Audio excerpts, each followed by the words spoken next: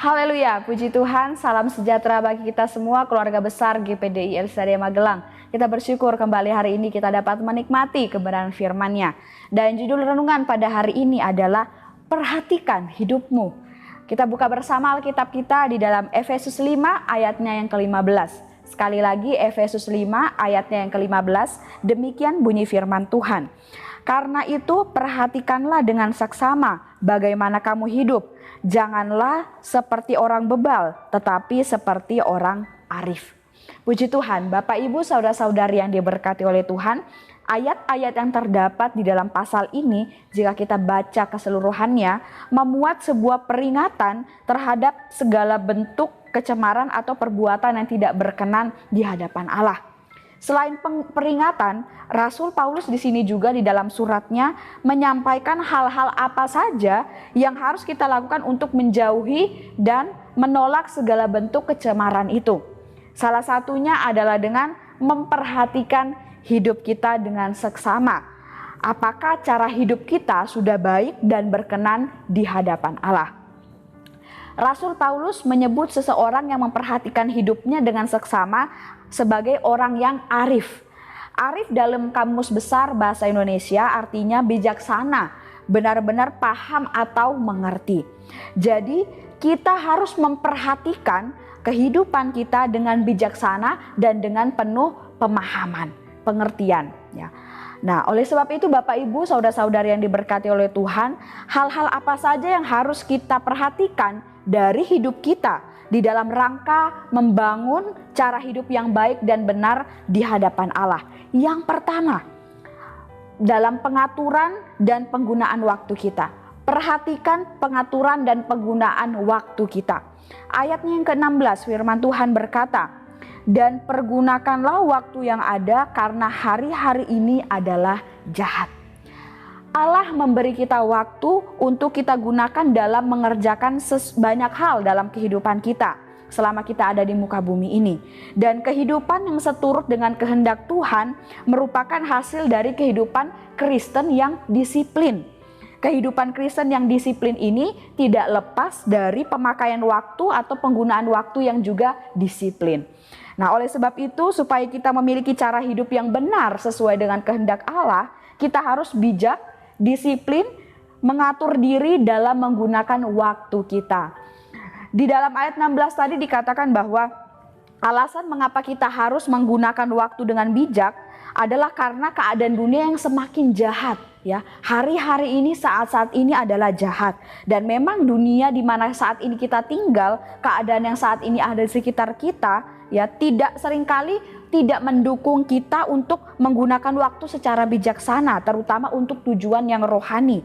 Karena sesungguhnya tadi saya sampaikan, waktu-waktu ini adalah jahat, ya. Hari-hari ini adalah hari-hari yang penuh dengan perbuatan-perbuatan yang tidak berkenan di hadapan Tuhan. Banyak orang yang menggunakan waktu mereka untuk melakukan hal yang jahat, hal yang sia-sia, hal yang tidak bermanfaat. Hal yang jahat dan sia-sia itu tidak hanya tentang tindakan kriminal saja yang terjadi seperti contohnya pembunuhan, pencurian, dan lain sebagainya.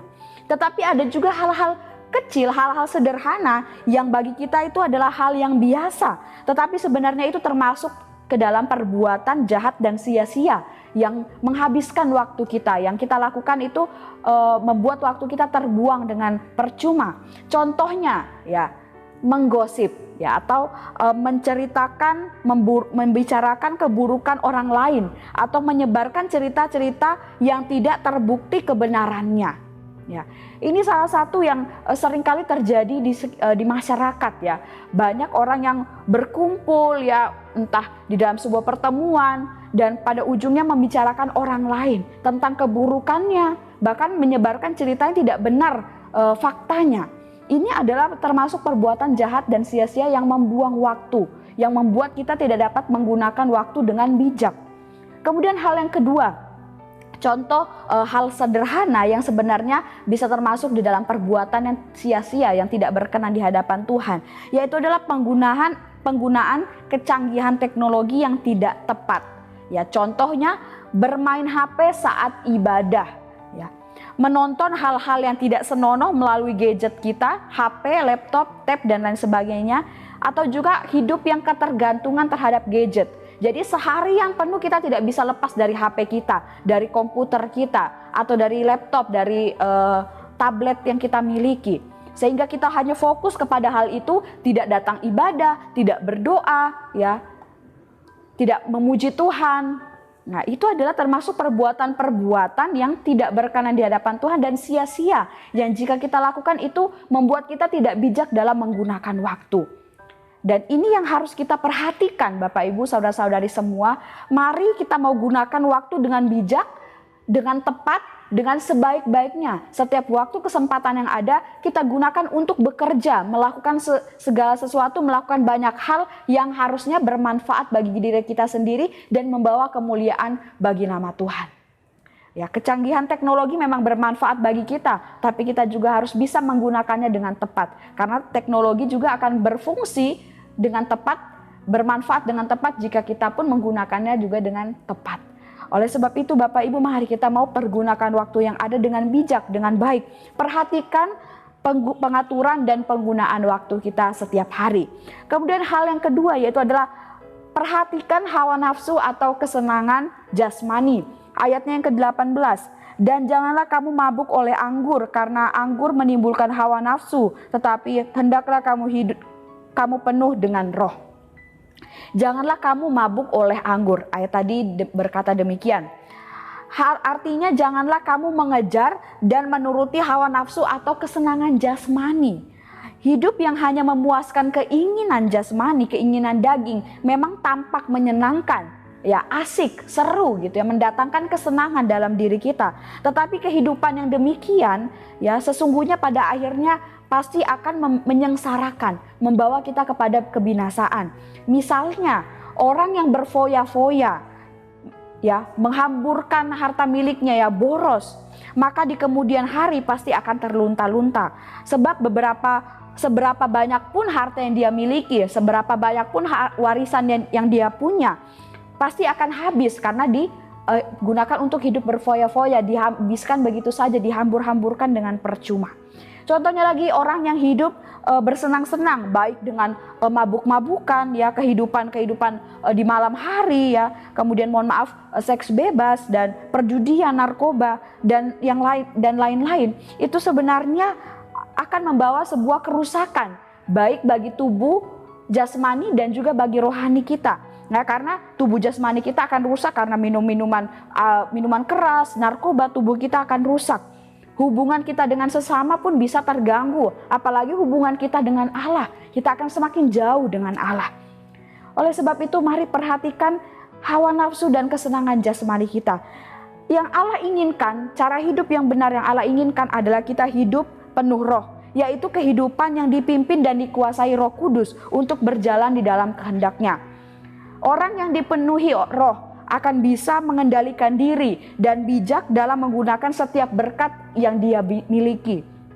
Orang yang dipenuhi roh juga, mereka akan mencukupi dirinya dengan kebutuhan yang memang diperlukan. Tidak foya-foya, tidak boros, tidak royal, ya. Orang yang dipenuhi roh juga akan bisa menjaga dan merawat tubuhnya sendiri, ya, dirawat dengan makan makanan yang sehat, olahraga, istirahat yang cukup, tidak minum minuman keras, tidak merokok, tidak memakai narkoba dan lain sebagainya. Itu adalah orang-orang yang dipenuhi dengan roh. Dan itu yang harus kita perhatikan. Mari kita mau lihat kehidupan kita saat ini. Perhatikan kehidupan kita. Apakah cara hidup kita sudah benar? Jangan sampai hawa nafsu dan kesenangan itu yang menguasai diri kita. Oleh sebab itu mari perhatikan kehidupan kita tentang hawa nafsu atau kesenangan jasmani ini. Perhatikan supaya kehidupan kita yang ada di dalamnya adalah kehidupan yang berkenan di hadapan Allah. Kemudian yang terakhir, apa yang harus kita perhatikan dalam kehidupan kita dalam rangka membangun cara hidup yang baik dan benar di hadapan Allah, yaitu adalah perhatikan perkataan yang diucapkan. Ayat yang ke-19. Dan berkata-katalah seorang kepada yang lain dalam mazmur, kidung puji-pujian dan nyanyian rohani. Bernyanyi dan bersoraklah bagi Tuhan dengan segenap hati. Yakobus 3 ayat 8 dengan terjemahan bahasa Indonesia sehari-hari berkata demikian. Tetapi lidah manusia tidak dapat dijinakan oleh seorang pun. Lidah itu jahat dan tidak dapat dikuasai, penuh dengan racun yang mematikan. Seperti yang dikatakan di dalam ayat tadi, bahwa lidah manusia yang digunakan untuk mengucapkan perkataan ini adalah sangat jahat. Oleh sebab itu kita perlu memperhatikan lidah kita supaya tidak lidah dan mulut kita supaya tidak mengucapkan atau mengatakan perkataan yang kotor, yang kasar, yang tidak sesuai dengan kebenaran. Perkataan seperti apa yang patut untuk kita ucapkan? Tentunya adalah perkataan yang penuh dengan puji-pujian kepada Tuhan. Namun bukan berarti setiap kali kita berbicara dengan sesama kita harus bernyanyi kita harus menyanyikan lagu rohani, tidak Bapak Ibu. Tetapi yang dimaksud dengan perkataan yang penuh dengan pujian untuk Tuhan adalah perkataan yang baik, yang sopan, yang lembut, yang memberkati orang lain. Karena dari perkataan seperti inilah yang akan mendatangkan pujian bagi nama Tuhan. Oleh sebab itu Bapak Ibu, mari kita perhatikan perkataan yang kita ucapkan. Jangan sampai perkataan kita adalah perkataan yang kasar, yang kotor, yang tidak benar. Tetapi perhatikan perkataan kita supaya yang kita ucapkan adalah kata-kata yang baik, sopan, ramah, dan dapat memberkati orang lain. Puji Tuhan, Bapak Ibu saudara-saudara yang diberkati oleh Tuhan. Dari firman Tuhan ini kita belajar, mari perhatikan hidupmu. Mari perhatikan hidup kita. Apakah cara hidup kita sudah baik, sudah benar, dan berkenan di hadapan Tuhan. Perhatikan bagaimana pengaturan dan penggunaan waktu kita. Perhatikan apakah selama ini kita hidup di dalam hawa nafsu atau kedagingan.